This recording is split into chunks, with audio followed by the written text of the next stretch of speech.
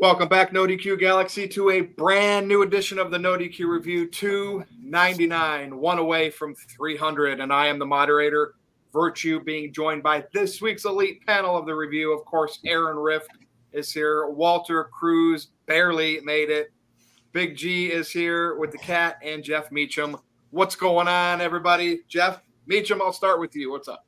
It is 1 week till 300. It's a busy day. We've got this. We've got news to talk about. Got back to school night for my kid. So it's like I put in my post plugging it. There is no rest for the wicked.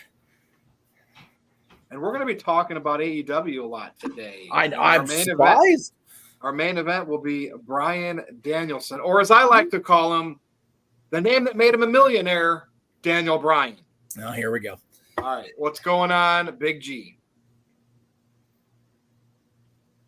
I'm doing pretty good. Okay, Walter, what's going on? I'm doing pretty good. Work and school. Yeah, we got a lot of AEW to talk about this week, so I'm ready to get this ball rolling. AEW root beer? Yeah. All right, what's up, Walt? Didn't I mess his name up one time and said Daniel Bryanson or something, and it kind of stuck with all of us for a little while? Daniel Bryanson. Yeah. But no, I'm hanging in there. Thanks for having me. I'm ready to go too. We got some great topics. Stay tuned. Aaron, what's going on? I'm doing well. It was a busy weekend with AEW All In. We have a couple of interesting topics to talk about. Unfortunately, some sad news regarding Psycho Sid. We'll be talking about him momentarily. Shout out to Jeff. Glad to have Jeff on, representing Detroit, Michigan. Much love to you, Jeff. Thank you for that. So, to see Detroit's only 70 years old? Wow. All right. You learn something new every day. I guess so. But thank you, Jeff, for being on. We got Big G, happy to be here as always, and Walter Cruz, reliable as always. Thank you for being on, guys. And Virtue, I'm ready to get started tonight. 1 till 300. I'm hyped up. It's going to be a fun stream tonight, and we'll be back for 300 next Tuesday in this time slot. So make sure you guys tune in and spread the word for next week. And if you're watching live right now, spread the word. Let's get some people in the chat room. Leave your comments, leave your thoughts. Let's get this show going. Turn on that bell at home, folks. Just so everybody in the chat knows, for us WWE tribalists, just super chat, and we'll talk about WWE tonight, even if I don't have any topics. We can hijack this AEW-centric show, but leave that. That's up to you, NoDQ Galaxy. First topic, though, we'll discuss the news of Sid passing away, Sid Vicious, Psycho Sid, Sid Justice. My favorite part of his career was definitely Psycho Sid, although I really did enjoy the Sid Justice barbershop appearance where he looked like a madman and the shaving cream went in his face. That you could never script a great moment like that. And for all the screw ups that Sid had, the leg break, the we're live pal, half the brain, whatever. You go back and watch the good stuff, and the bad stuff is just like a brief comical moment. I mean, not the broken leg, but legend, a big man, multiple-time champion in both companies. And he was one of my favorites in the mid-'90s, like right when it was kind of stale WWE, before the Attitude Era, before DX, before, when the NWO started over in WCW.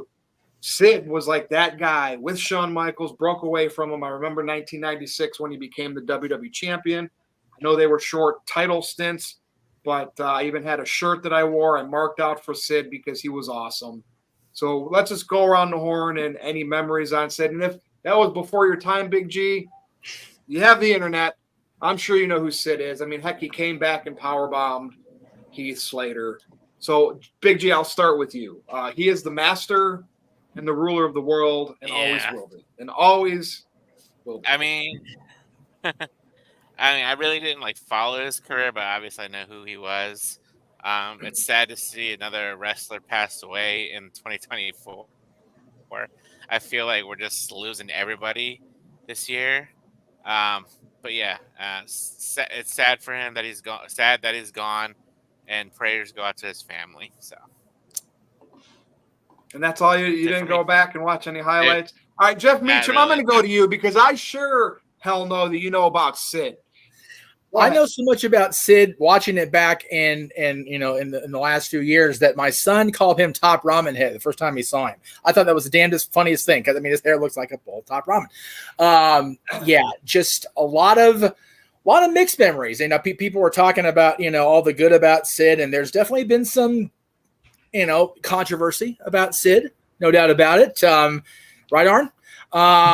But it's for the most part, I have good memories. I remember him coming into the WWF in '91 as Sid Justice, and I had not been watching WCW, so I knew the name because I was already kind of sorted in the aftermags at that point. So I knew who he was. I just didn't know that he was a former Horseman, that he had been a World Champion contender, that he teamed with a guy that became the Undertaker as part of the Skyscrapers, along with Danny Spivey. So the thing that I'll remember most about Sid, as far as the positive side of it, is the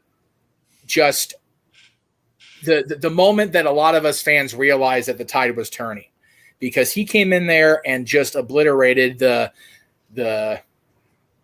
white meat babyface version of Shawn Michaels in the Garden, and he was the most popular dude in the room. Like he was worshipped like a god after that match, and Shawn just got booed out of the building. And yeah, to the chat room's point, 1992, he kicked out of the leg drop. Yeah, there was a lot of ill timing and poor time management, I guess is a better phrasing for it, at WrestleMania in Indianapolis. But yeah, at the end of the day, he kicked out of the Hogan leg drop of doom, brother, at WrestleMania in the last match. So had he stayed out of trouble, that could have been an interesting summer for him and the Warrior. So did he try?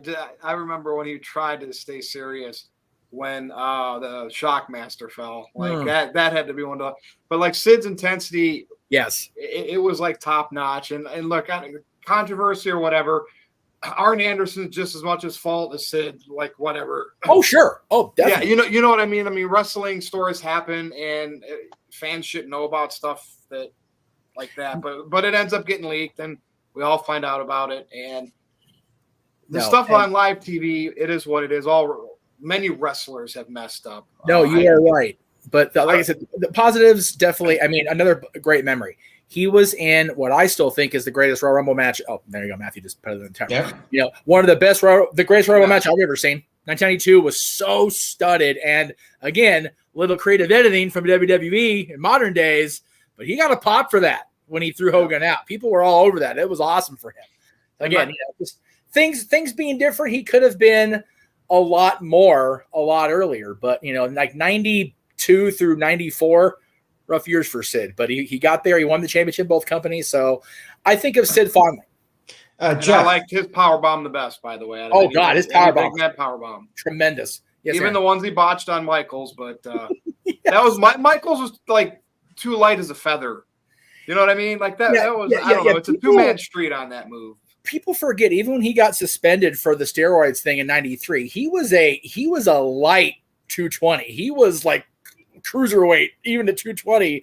I mean, he looked like a bigger 220, but Shawn Michaels was not ever a big guy. So he went up like a feather, like you said. You were asking me something, Aaron. I'm sorry. Yeah. So Jeff, I'm surprised you didn't bring this up, but you actually interviewed Sid for NoDQ back in 2003. Yeah, we had Sid as part of the audio version of the old Extreme Mayhem show. Did he call you a bald-headed little loaf?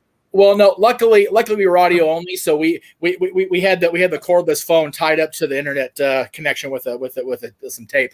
That's how high tech we were back 20 years ago. But yeah, Sid, he was one of the guys that was just a interesting interview. We recorded live, so we didn't have a whole lot of botches, but. Another one of those guys that you look back with mixed memories, but they're mostly positive, and it's unfortunate that once again the big C catches somebody else. Man, cancer. I didn't even know he had that. Like, you know what I mean? And and that's the thing. Private. I love the fact when life stays private for wrestlers in the age that we're in. I don't want that kind of news to be the news that I find out, but it was kind of nice that like.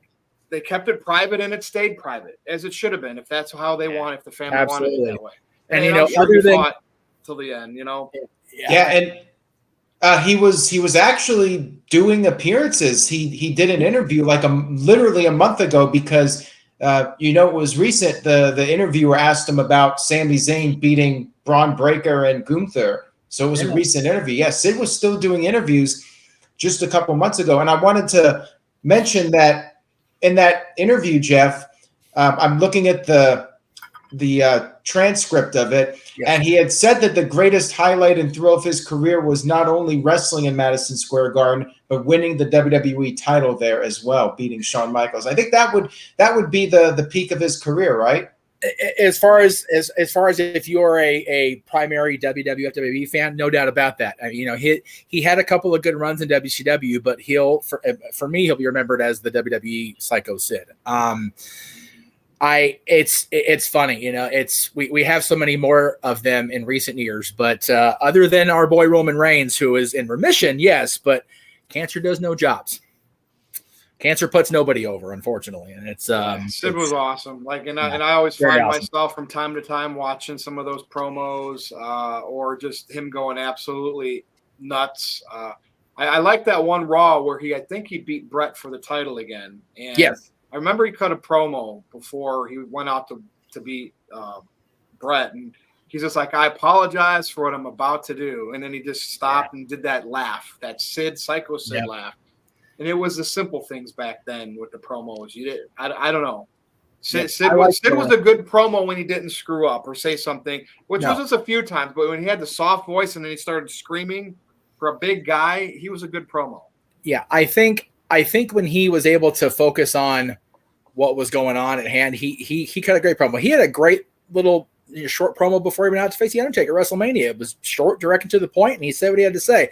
But you go remember points like when he first debuted with the Horsemen, just like we're the best in the world ever, and it's like, okay, Sid, just pick one adjective. We're good. Just pick one. But yeah, the master and the rule of the rule. I'll remember that always.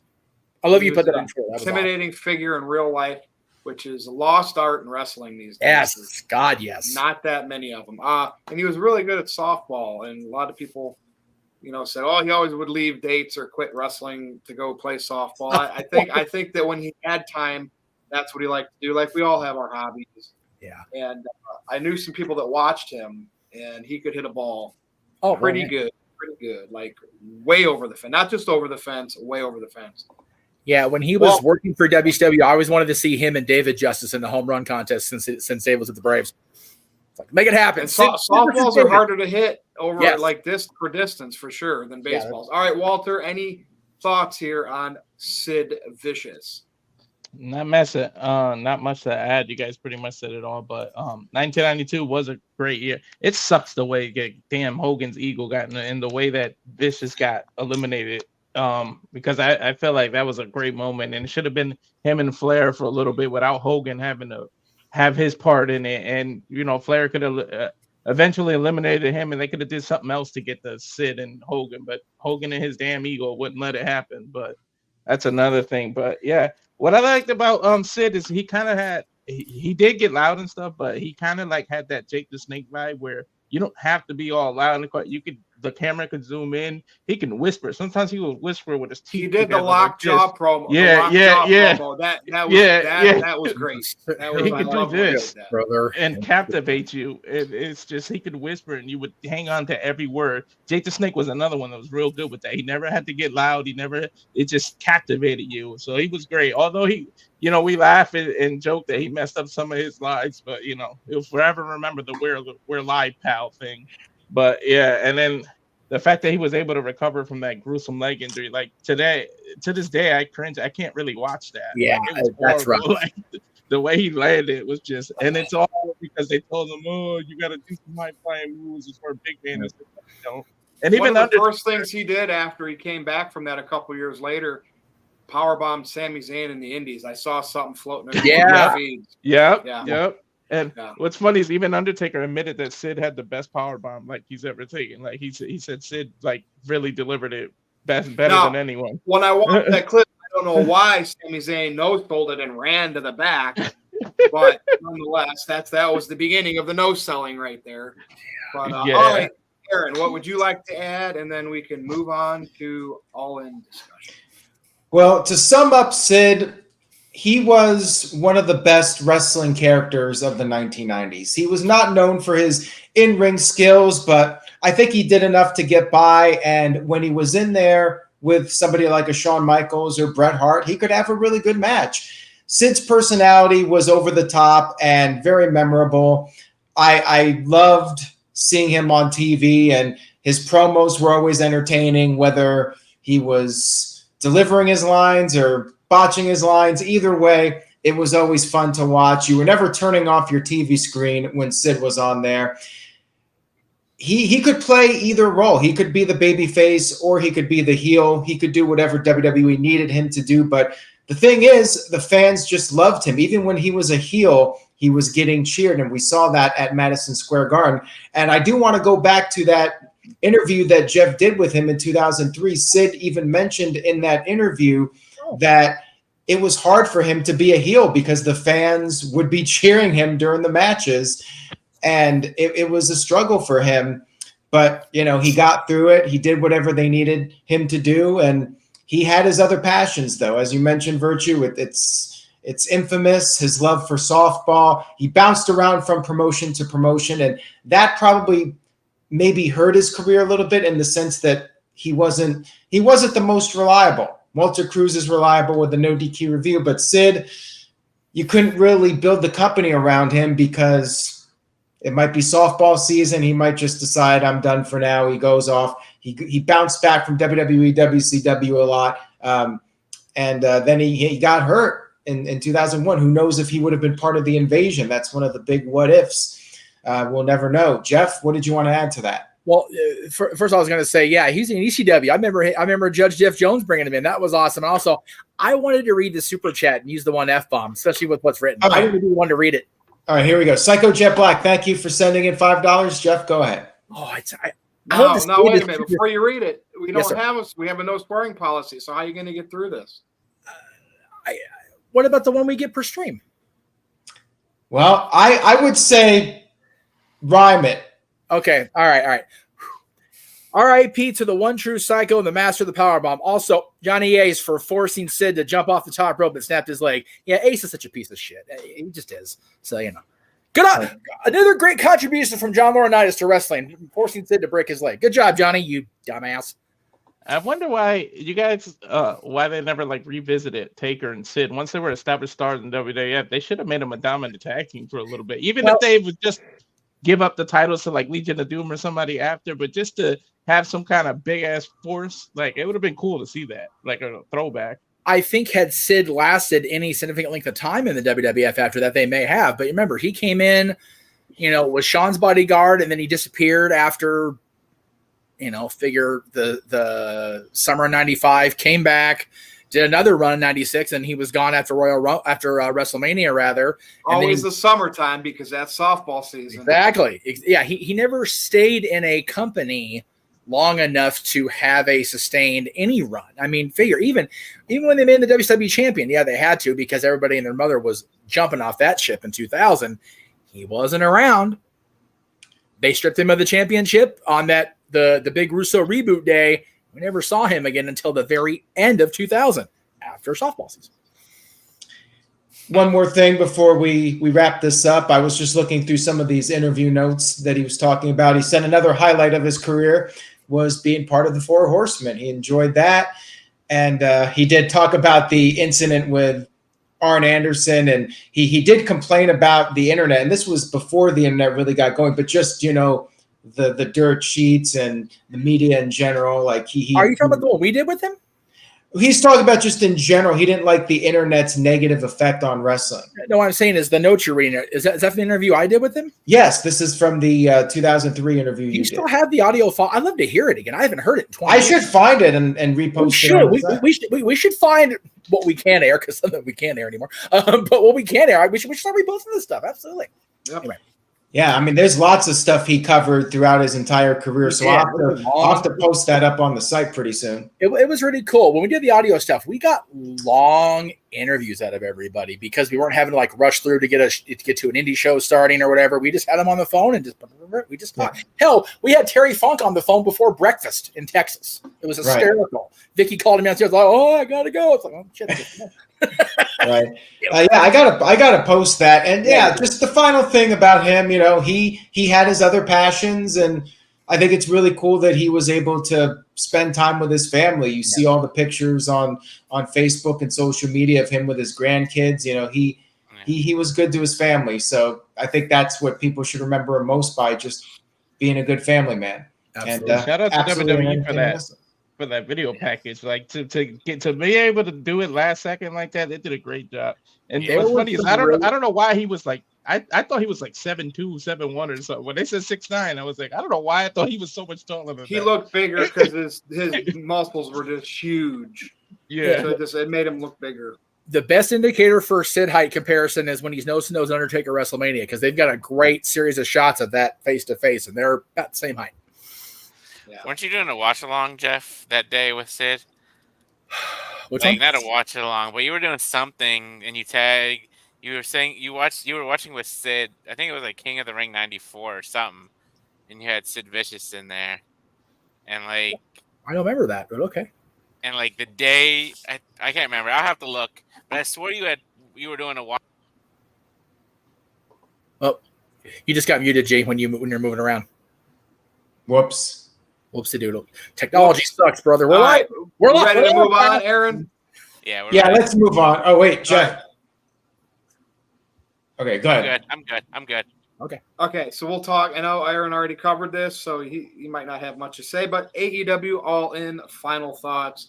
Now we're going to talk about the main event, Bryan Danielson beating Swerve for the title last. That's our main event. So omit that from this part of the All In discussion. But like Ricochet debuted, Will Ospreay won, whatever you want to talk about. I mean, AEW should, 50. How many people did they have this year? It was like 50-some thousand. Yeah. So obviously they didn't do the number last year, but it's pretty damn good. And that's like their WrestleMania. So Walter, I will start with you on this. I don't know if you watched it, if you caught clips. Obviously, checking out NoDQ, you know everything that happened, I'm sure. So I'll start with you. No, I definitely watched it because I did a watch along on my channel with it. But they, as much as I can be negative about AEW, the one thing I would never say is that they did a bad pay-per-view, because damn it, they really can turn it on when it comes to pay-per-views. And yeah, it was a lot of matches and everything, and it went pretty long, but the fact that it was early kind of helped. Like, it still breezed along because it was early. Whether if you're West Coast, it was really early.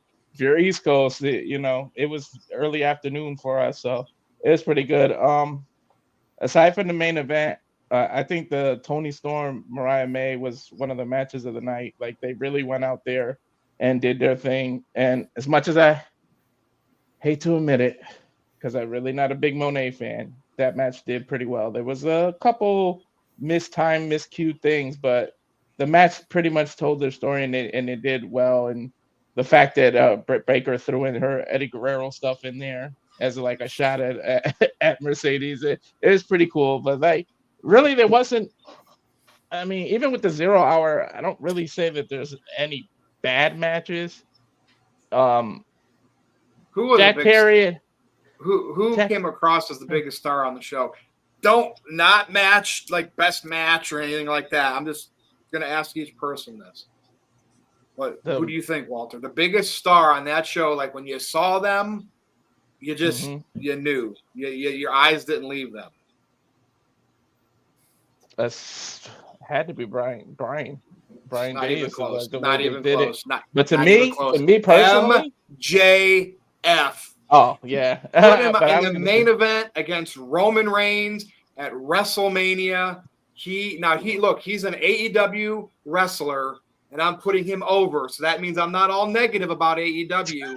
He should be the focus of that company again. And I know it's Brian's time right now, But Tony Khan better not play this musical chairs. And nope, it's this guy's turn. Get him back there. Get him back there quick. He gets it. He just gets it. The minute he comes on the screen, it's star, and that's WWE. Not Bryan Danielson was there before. He did it, right? And we're going to talk about that later. So we know he's got that. But MJF, I'm saying, can be that WrestleMania level. He proved it. I did mention MJ, and I said, as soon as he came out, I was like, dang, he's Lex Luger. Like, the way he did it was worse than an express bus when Luger was All American. It was just such an FU to the crowd. And so, he leaned into it. Like, he ain't our scumbag anymore. He's just a plain old scumbag. Like, he really, really leaned into it. Perfect place to do it in the UK. Yeah, exactly. As a heel. And it's funny that the streams just kept falling, throughout the whole match. It was hilarious to me. Yeah, he's a legit. So what else you got, Walter? I'll pass it on. Yeah, that's pretty much it. But overall, it was a great pay-per-view. All righty, Big G, go ahead.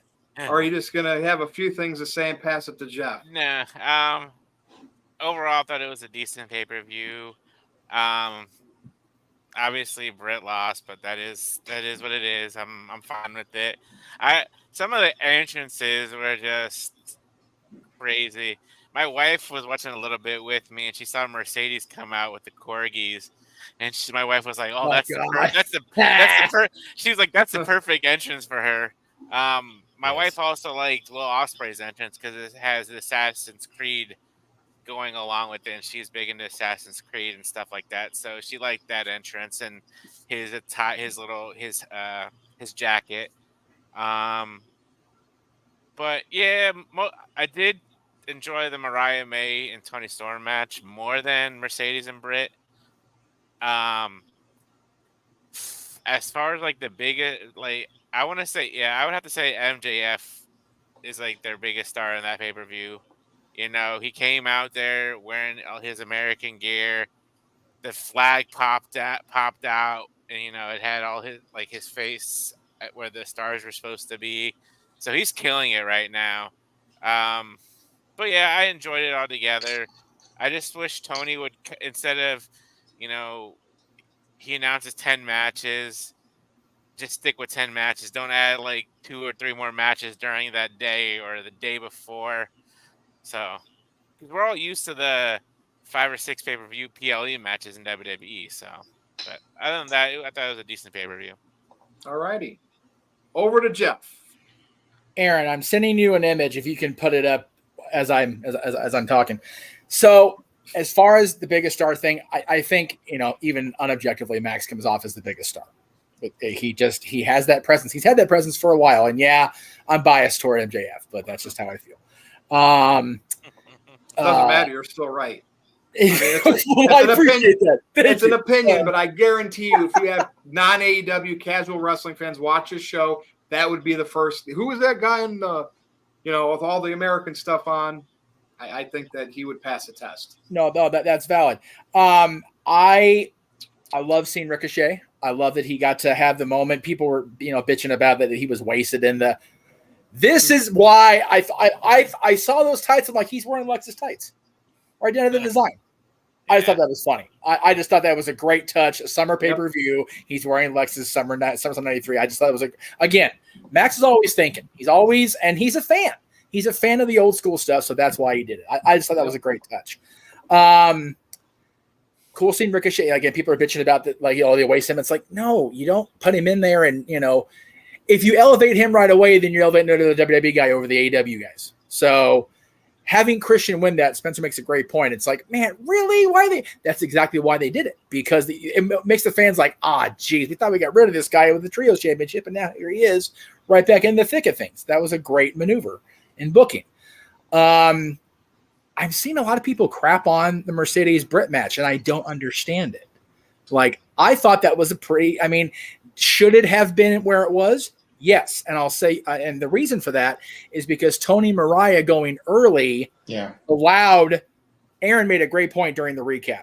Mercedes and Britt being where they were allowed for a cool down between, we lost Virtue, between Max and Will, and then Bryan and Swerve because people needed to be on that adrenaline overload for the world title. Yeah. They had to be because it was going to be an emotional situation. It turned out to be way more emotional than we thought.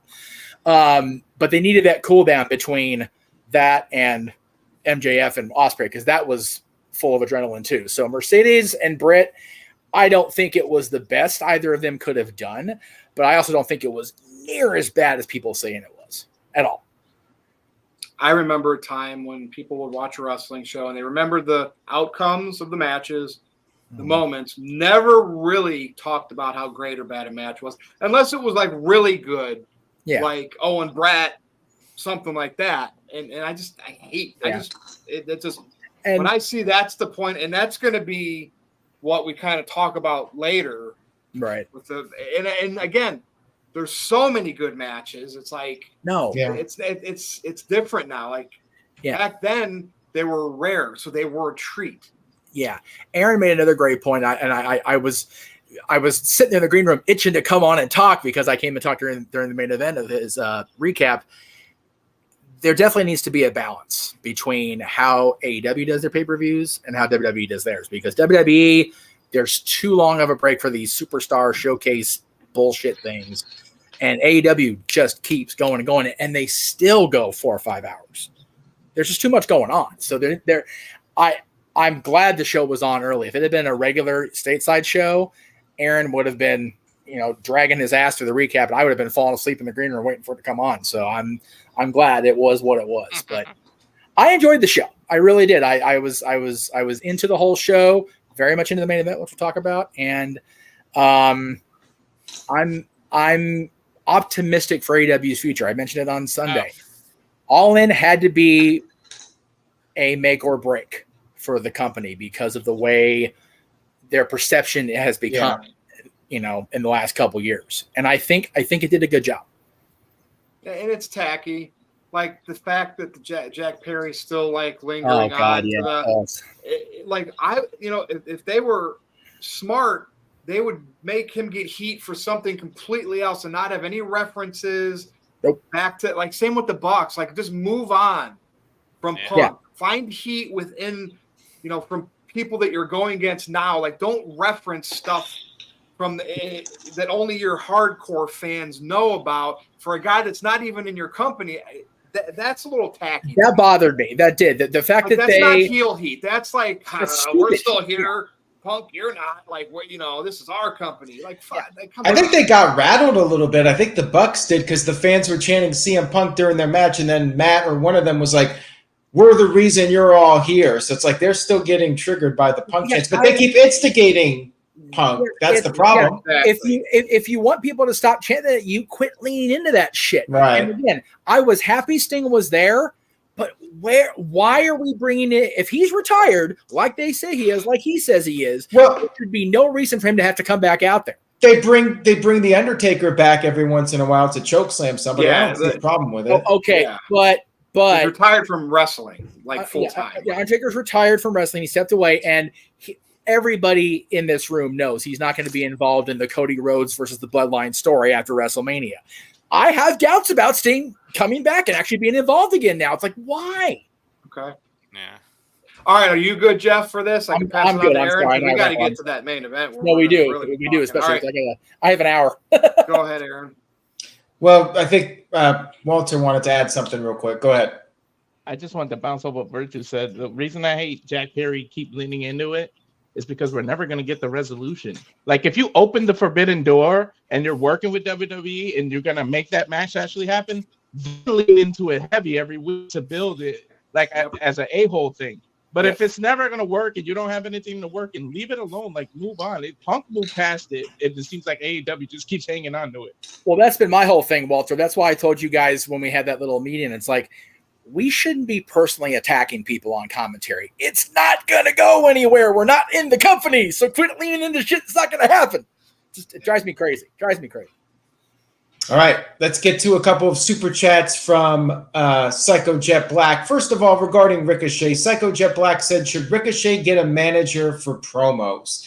I think what he actually could use is a social media manager. I think some of his messages on Twitter and X were, we're not doing anybody any favors. I don't think I talked about this on the recap because this happened on Monday, I believe. Maybe it was like late Sunday night. But yeah, Ricochet is calling out Kyle O'Reilly, or not Kyle O'Reilly, Kyle Fletcher. Yeah. Too many Kyles. Yes. Kyle Fletcher. And Ricochet is saying more people watched my matches on WWE Speed than any match you've ever done. And I'm thinking, well, you just kind of buried yourself and Kyle because you're basically saying nobody watches Kyle's matches. And the thing is, when Ricochet wrestles Kyle, I don't think they're going to get over 700,000 viewers for that match. So you're kind of burying yourself there. Ricochet's like, well, more people will watch when I tune in. I don't know about that. I think he's maybe a little too overly optimistic on that one. It's a great example of wrestling people needing social media management. Yeah. And it's weird because that was like a really heelish tweet. Like, yeah, right now. Maybe that's what we need. We need a heel Ricochet. I'm okay with Ricochet being a heel, but don't compare somebody that's recently been an active champion in the Tony Khan, side of things to your WWE Speed. Like it was just in poor taste and bad timing. Yeah. Psycho Jet Black also sent in a $2 super chat, says, who's more over, Jack Perry or Chris Jericho? I think Jericho at this point, but I mean, I don't care. Listen, people don't like Jericho. Listen. The Jericho decline is the hardcore people with the loudest voice. Immediately he did something bad to Kylie Ray. He's we know what his political affiliation is, and he can't do the work rate of the current AEW style match anymore. And because that he's the villain now. Like, he's go away heat, and that's bullshit. That's I don't buy that at all. That's just fickle fans. And Jack's only over because of the bullshit he continues to perpetuate that's never going to have a resolution. So the answer is C, neither. And by the way, shit passes it's hardcore swear words we don't allow on the review. Oh, sorry, I apologize. Shit's okay. Shit's okay. Oh, shit is okay. I just said it like 3 times. Yeah. Okay, sorry. I mean, what does your dog do in the backyard? Shits. Yeah, Got it. Okay. All right, Aaron. All right. Psycho Jet Black wants to know who's the better Kyle O'Reilly or Kyle Fletcher?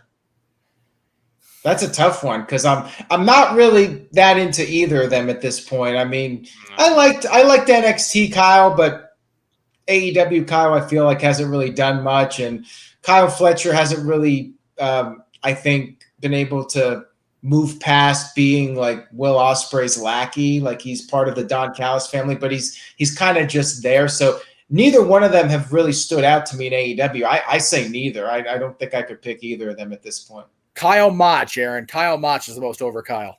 I agree with that 100%. Did you say overrated, Kyle? What? Me or him? Overrated, Kyle? Kyle Mach? No, I didn't say overrated. Overrated? No. We love Interstate Kyle in this. We love Interstate Kyle. You have him around more often. All right, and we got a super chat here from Psycho Jet Black, and I guess this will tie into the main event topic here. Psycho Jet Black says, is Daniel Bryan and Swerve Strickland the best AEW World title match? I say yes. And I know some people might disagree, although maybe not necessarily. If we're talking strictly AEW, I think a lot of people would say that is perhaps the best AEW title match of all time. I know Virtue will roll his eyes at this one, but Cage Match, the Rotten Tomatoes of wrestling, I guess you can call it. Right now, that's the highest rated match in AEW history. Clarify yourself, though. Rotten Tomatoes has all kinds of movie fans.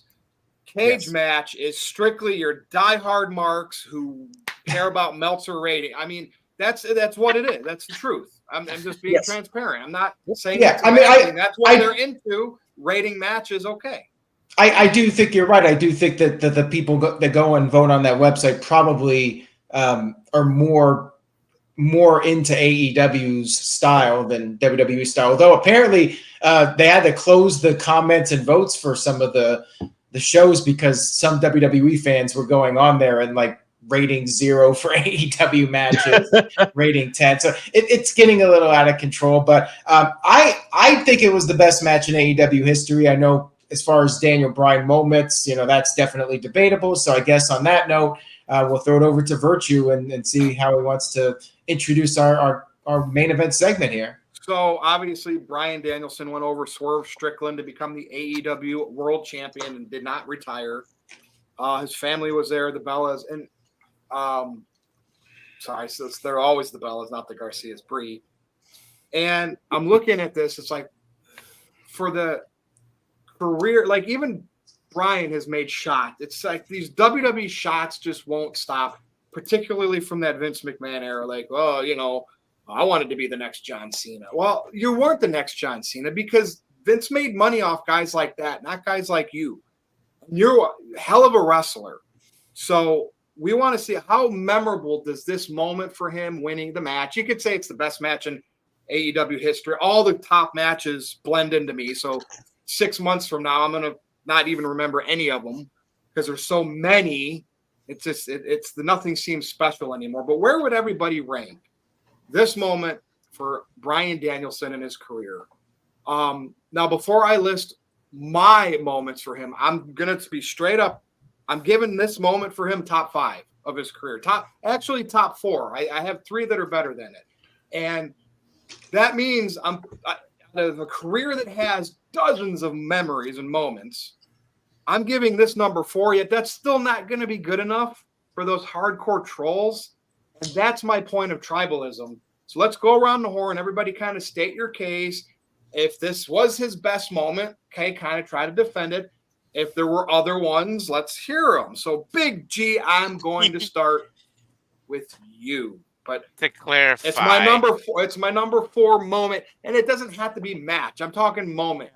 It could just be, a moment could be a great promo, a victory. It doesn't have to be like what happens in the match. All right. Well, to talk about the match here real quick, briefly, I did enjoy the match a lot.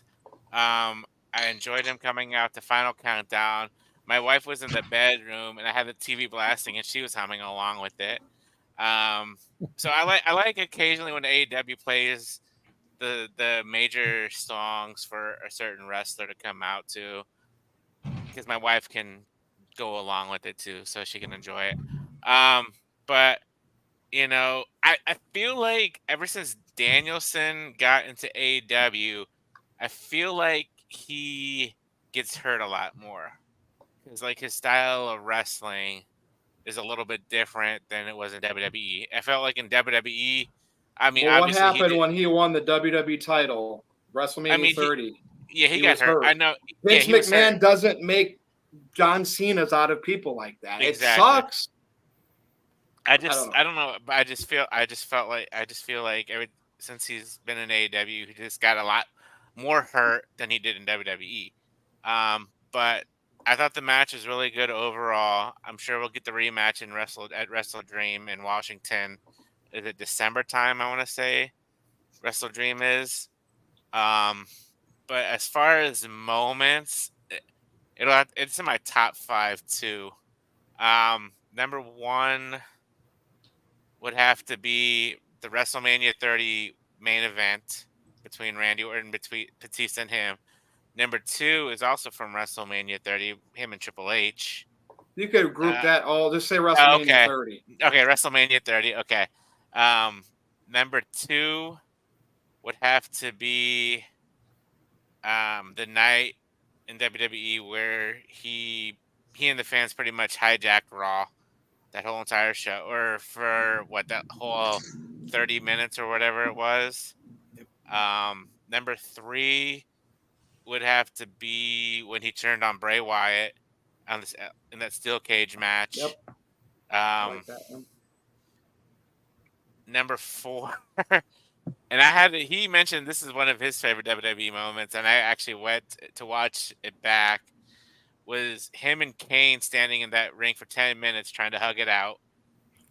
That was just awesome. It was stupid funny. It was great. And then Swerve and Danielson is number 5 for me. And look, Big G, some of those were very, very good. And it's not like I'm going to say, him putting Sheamus over in 18 seconds. Like, I'm not going to troll. That wasn't a great moment for him. Like, you know what I mean? It was like a humbling moment. testing the water. Can he handle it? Because that's how WWE's petty like that. And they'll see if a wrestler will stay their course. And he obviously bounced back from that. But all right, anything else you'd like to add, Big G, before we pass it along? Not really. I just hope this title run is hopefully he won't lose the title before Wrestle Dream. Okay. Yeah. All right, Walter. Walter, his family was there, and wrestling fans know that's his family, and those are his kids, and it's all one big happy family, and that's not wrestling to me. Like, it's supposed to be a show. I'm supposed to suspend my disbelief. This real life, knowing this and that, and could retire to go be with his family. That's just whatever. But go ahead, you share your thoughts. All right. Well, first of all, how time flies, because why is she that big? Like, I saw his daughter, and I'm like, damn, where's time go? Like, I thought you were talking about Brie. Oh, okay. No. His daughter. I was like, wow, 30, like that much time has passed. Really? Like, geez, I feel super old now. And then the second thing, I'm not a big fan of this whole narrative. Like, I know it's always going to be comparisons, no matter NBA, NHL, any form of entertainment. It's always be the next Jordan, be that. But I hate this narrative of being the next such and such. Why don't you just be the first you? Like, be the first Daniel Bryan or the first Bryan D. Stop focusing on being the next John Cena or being like, I hate that narrative. Like, and I know it's always going to be in existence. Well, Walter, I think he meant, though, I just wanted to be the face of the company. Not that he was going to be the next John Cena, but that's the stereotype that Vince McMahon has created over the years. Yes. I know what he meant, and it's not really on him. It's on Vince and everything. It's just the whole wrestling community. Any form of entertainment is always next Jordan, next Wayne Gretzky, next like next Barry Bonds, next, like, it's always something, like, and it's like, damn it, why don't you just let me be the first me?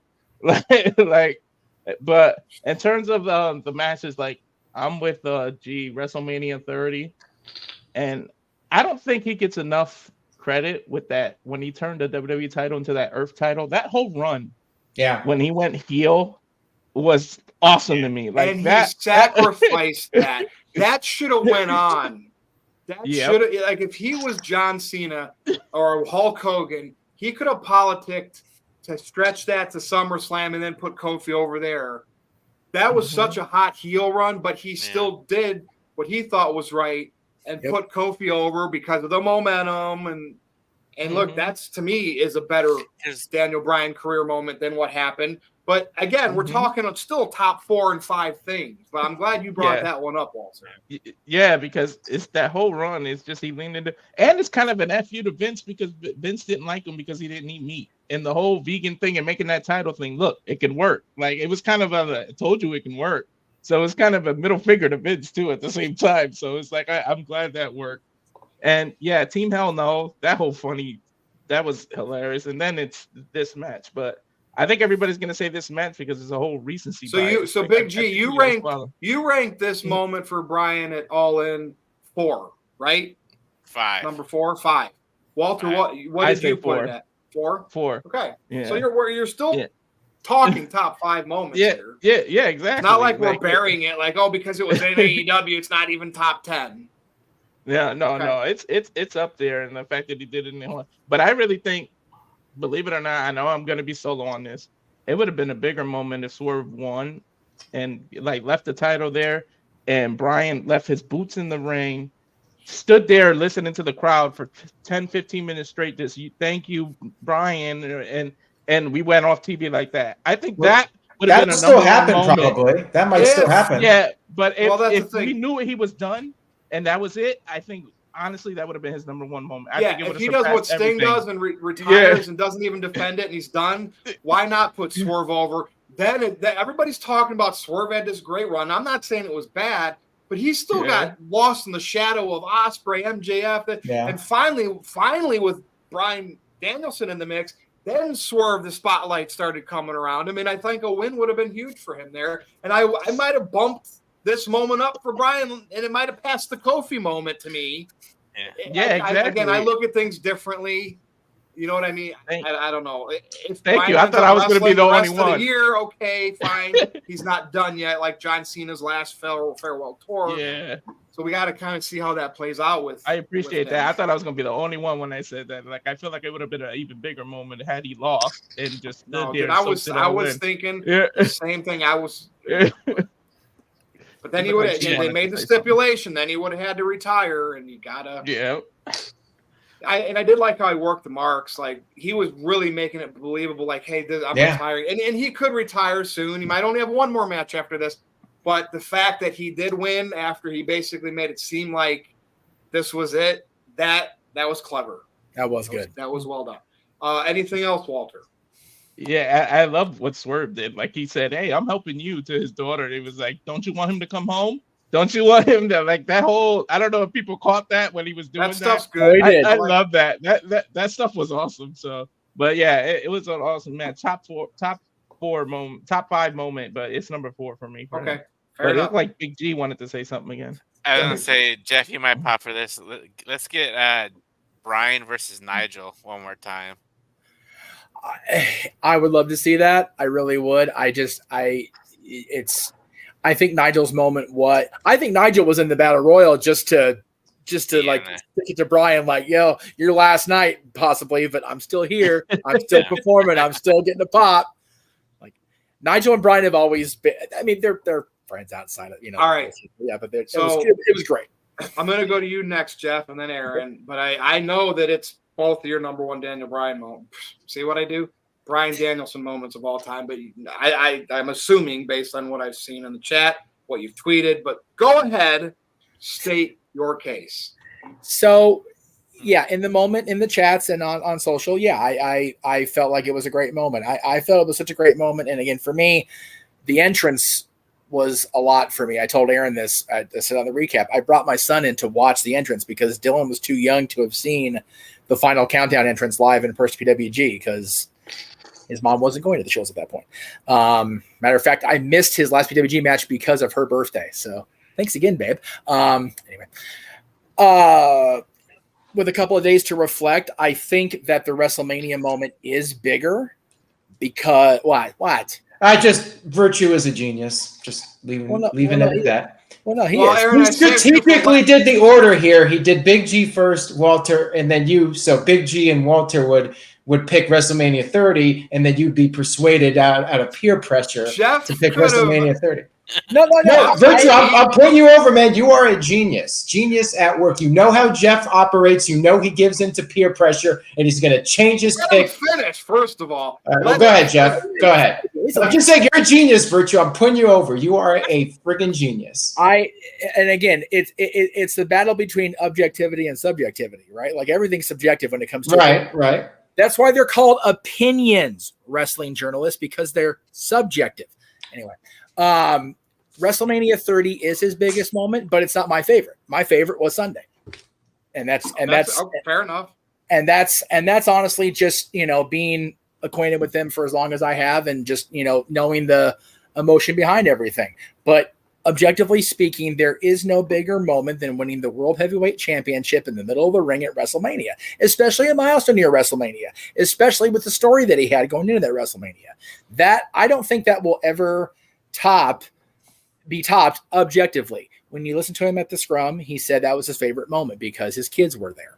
Hell, any one of us that has been in the business as long as Bryan has, if they have an opportunity to have a different scenario than what they had, at WrestleMania 30, Brie was there, but they weren't even married yet, and they didn't have kids yet. So it's a different. His perspective has evolved in the last 10 years. It wasn't his family, but at WrestleMania 30, the kid that died of cancer was there, yes. And they revealed all of that, the behind the scenes. Bryan was one of the main guys he wanted to see, so that was a fan seeing it too. Taker Street got ended that night, yet still we remember the glorious movement. How do you top that? And I want to hear how Aaron defends his choice of having. That's why I don't rank the WrestleMania 30. And he beat 3 to 4 Evolution members higher in one night. Right. And he would have beat Flair if Flair was still wrestling at that point. I only don't rank it higher because the end of the streak is such a horrible thing in my mind to me. Even now, we were sitting right here on this spot in this house watching it on the life laptop. out of that crowd, and Bryan brought it back up. Exactly. And, yes. Which anybody could have done, but he brought it back up. Yeah, and that's why it will be objectively his biggest moment. For me, the top 5, my opinion is Sunday night. SummerSlam 2013 actually ranks higher for me than WrestleMania 30 subjectively because he beat John Cena clean in the middle of the ring, which is huge. Yeah. That's huge. Had he not been cashed in on and gone on longer. And the thing with WrestleMania 30 is he talked about this during the lead up to Sunday. He was still not going to be the guy. Vince had no plans for him. He was going to be the one fed to the lion at SummerSlam. Mm-hmm. And I even mentioned this on a post, like, God, you guys in chat, how much more verklempt would I have been if it had been Bryan the one to get destroyed in front of me? Like, oh my God, I would have been a complete mess. I was already bad enough with John. So to have Bryan be the guy that was, led the lion's den to be slaughtered would have been just compromising my health, I think. So yeah, it's Sunday, 2013 SummerSlam, WrestleMania 30, the Team Hell No, the whole process. And then honestly, the bigger moment for him was coming back out after he'd been fired by WWE and being the big reveal at SummerSlam 2010. As stupid as that match ending was and the finish of it, him being part of that and getting that pop at Staples, again, that's a little subjective because I was there for that too. But for me, that's a big moment because he got legitimately let go from the company and did the whole second round of PWG for that summer. It's like, oh God, he got the greatest pure wrestler in the world on this roster. And now he's got let go because of a stupid thing with Justin Roberts. Ironically enough, he's still there. So that's my top 5 personally. Okay. You know what else is awesome about Sunday? It's the complete 180 of him versus Kofi, because now it's him in front of his family, got to celebrate winning the title and everything. It's like, and having his voice payback. Yeah. It was like the payback for that. So Jeff, you picked All In, but yet you still think that the bigger moment was your personal choice. But that's one thing. What's your number one? Because you said both. You have it from a different. I'm allowed to have both. I think I'm allowed to have both because if you take a step back, Bryan's entire career. What's the biggest moment in his career? Not your favorite. What's it? Right. What is it? Right. So what would you say if I asked you that question? Well, not your personal favorite. What's the biggest moment in his career? Mania. Okay. And that's again, that's me being the objective and just facing. It's the facts of the matter. If you ask me for the facts of the matter, WrestleMania is the bigger moment. And the perfect storm, that's why it is the best, because Aaron, he beat 3/4 of Evolution. We know the whole thing with the kid that had cancer, got his dream made. He ended up passing away. Undertaker's streak was broken, which kind of killed the buzz for a lot of people. But yet Bryan, who was that underdog, we always talk about the underdog, and it happened for him. And the guys that he beat to get that. And I know Aaron said, well, nostalgia bias. Well, then there's recency bias with saying that All In was his best moment ever. And that's something like this community of wrestling fans today that has been – the bus has been driven by Dave Meltzer, overpraising things as they happen and the few days that follow. Because we could revisit this, Aaron, 6 months from now, and it might be maybe it wasn't really that good. Because there'll be so many other things that happen between now and then, and it overshadows it. But WrestleMania 30, to me, that'll never come down. And that's just why I picked it as number 1. I gave number 4 for the All In moment. Still gave it a top 5. I love the fact that the Kofi thing I put at number 3. He put Kofi over during one of the best heel runs in modern WWE. And, of course, when he turned on the Wyatt family, that's really what started the Yes Movement, in my opinion. Yeah. And we got everything that happened after that. So those are my top 3. And, of course, number 1 is WrestleMania 30. Aaron. Well, I'll let Walter say his piece. I just wanted to mention one more thing and throw it out there because none of us have said it. The fact that he was able to come back after being told you can't do this anymore. Oh, And yeah, the for doctor sure. telling him Yeah. that he can't wrestle anymore. The fact that he was able to come back from injury, that's a huge moment in and of itself. No, I just wanted to throw that out there. Yeah. I was actually gonna bring that up too. I remember both nights, both the retirement and the announcing he was cleared. Those were both very emotional. And again, that's where I'm not objective because it was just like, oh, fuck. Anyway. All right, Aaron. All right, we do have some super chats. So Psycho Jet Black sent in $2. He wants to know, Jeff, which is worse, the streak ending or John Cena and Brock Lesnar? Cena Lesnar for me. God. Oh God. No. Aaron drove me home from that. He can tell you firsthand. I was a mess after SummerSlam. It was awful. It took him, his wife at the time, and old friends of ours just to get me to the car. It was bad. It was bad. And Psycho Jet Black also said, imagine wanting to be the next Ryback. Ryback wants to be the next Ryback. That's his problem. I don't think there's one person in the world that wants to be Ryback, but no, maybe I'm wrong on that one. Psycho Jet Black. Thank you, Psycho Jet Black, for the super chats, by the way. Psycho Jet Black says top 5 AEW stars: Bryan, MJF, Ospreay, Swerve, and Hangman. Hangman, I don't know about that one. I mean, he's a great wrestler, but I don't know if I'd put him in that category. Omega, if he wasn't like out. Yeah, I put Omega over Hangman for sure. But I mean that's a fair top 5 right there. Virtue, I didn't even answer your question about who was the biggest star at All In. All 4 of those guys, Bryan, MJF, Ospreay, Swerve, I thought they all came off like big stars, and I think AEW did a great job with the presentation and the entrances for everybody. Ospreay felt like a huge star, and yeah, like you said, MJF, he just gets it. He's going out there. He's got the flag and the streamers and the outfit, looking like he's in Rocky IV.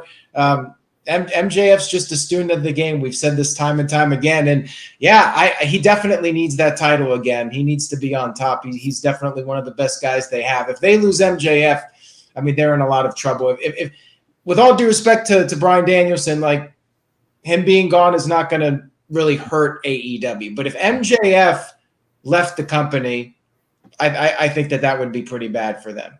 Aaron, do you think Max is champion again by World's End this year? I would hope so, but I think there's a pretty good chance that Swerve will end up getting it back. Like if I had to make a prediction, I think by Wrestle Dream it's either going to be Swerve or I don't know what they're thinking if they're going to put Darby Allin in there, but I really think MJF should get the title back at some point. But yeah, anyways, let me give my thoughts on this. So my tweet was not what I thought was bigger, but what I personally thought was better, and I'll explain my thought process on that. Both moments were excellent. I mean, definitely the top 2, no questions. I mean, Bryan had a lot of great moments. The stuff with Kofi Kingston's definitely up there. The Planet's Champion, the rise of the Yes Movement, beating John Cena. You know, those are all great, but definitely WrestleMania 30 and All In are his top 2 moments, in my opinion, by a large margin. Number 1 and number 2, and they're debatable. I definitely think they're both up there, and they're different. Virtue, you mentioned the story of Bryan having to beat all 3 members of Evolution. That was something. Like very few people can say they beat 3 of WWE's top guys in one night. You think of like King of the Ring when it was one night, and even then you didn't have 3 main event guys beaten by one person in one night. So that was a tremendous accomplishment. I'm going by my own personal enjoyment, though, and I think that the Swerve and Bryan match was perfect. I could have not done that match any better. I think it was absolutely 100% the right call, and I think, as I mentioned on my stream, it's like a song. They hit every right note in that match, and Caitlin was watching with me, and she doesn't really like AEW, but she was into that match. Now, maybe because Brie Bella was there, might have been a factor, but bias. She was very much invested in that, as was I. Like a lot of times, I'm watching AEW and I'm like, yeah, this is a good match, but like I'm like doing something else. kind of half paying attention to it. But this, I was invested in it from start to finish. I think they executed everything absolutely perfectly. Technically, I think it was a better match than the triple threat at WrestleMania 30. As far as the crowd goes, I think the crowd was much better for the All In match. And I weigh that heavily. I know some people say, oh, the crowd doesn't really matter. And to Bryan's credit, he got them back in that WrestleMania 30 match, but they had to really work to get that crowd to care. But they were hooked from start to finish. Bryan came out there with Final Countdown. That was perfect. So the crowd, to me, is a big factor, and they were not all chanting yes at the end of WrestleMania 30 and that 60,000 people plus? They were, but there was 20 minutes where they were kind of just sitting there, not making a lot of noise. Let me ask you this. So if you take those two moments, WrestleMania 30 and All In, and you had to say one of those could compete for the best moment in wrestling, not saying that either one of those is the best moment in wrestling history, because I'm sure there's more. But if one of those could be, you're going to pick All In? I would say WrestleMania is bigger. Nothing is bigger than winning the WWE title at WrestleMania. Okay. But my tweet was what I thought was better, and I thought this was better executed than the WrestleMania 30 match. Not that the WrestleMania 30 match is anything less than amazing. It was excellent. It was the right decision, but I think AEW hit the right notes, and the cherry on top was the family at the end. And to me, that's the best, when you can blend in real life with fiction. You put that together, and that was a very raw, emotional moment at the end. But so was WrestleMania 30. I just think it was that little extra cherry on the top with the family at the end for the big celebration. And it was no doubt AEW's biggest moment, and one of the best matches in wrestling history. And I would put it ahead of the triple threat. Now, I thought Triple H and Daniel Bryan was a better match than the triple threat from a technical standpoint. So I don't even think that triple threat was the best match technically at WrestleMania. You are talking match, and that's what I hate about this generation of fans. Match. I was saying moment. So it's a culmination of everything. I just hate how everybody's brain has to make, because of a match, because of that, what Meltzer thinks has spread his demon worship across the world, of that niche little audience of what a good wrestling match is. And it literally has people affected, and it's just nuts. It is absolutely insane. Match. I just heard you say match a lot, and my brain, Aaron, for my personal choice is fixed more on moment. So I don't need the match to be great. Right, but I think it helps. I think when everything's put together, you have the entrances and the music, Final Countdown, as I mentioned. You had a great heel in Swerve who did his role to perfection.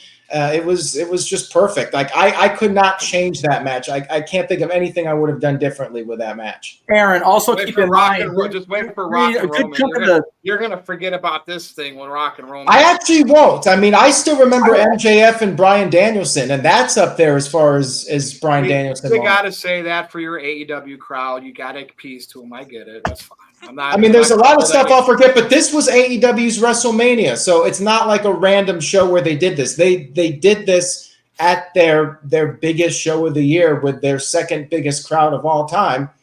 So I'll remember it. I will definitely remember this. I promise you I will remember it. Okay. And Psycho Jet Black sent in a $2 super chat, says, to quote the Fast and the Furious, it's all about family. Exactly. Very true. What happened to Jeff? I am currently getting changed to go to back to school night, like I told you guys. Well, you should give us a little show and tell. I am not going to do that. I don't want to get you thrown off. No. Thank you. By the way, seeing Brie, she looks more and more like Nikki now, because she gained muscle, and like before they were easily being able to tell them apart because Brie was like super skinny and then Nikki was more built. They're like really both built now, and it's like, damn, it's hard to tell them apart now. Part of that also, they're still very easily distinguished in the face. Brie and Nikki's faces are definitely still very much different. But Brie has had has got a lot of muscle work done, but she's also had some work done too. So it's definitely. Let's get to the super chats. So there is one more thing I want to add, and there is one thing that could potentially change my opinion on everything, and that is the follow up. Well, so WrestleMania 30, like as great as it was, and it was fantastic. Like he got hurt and had to relinquish the title 2 months later.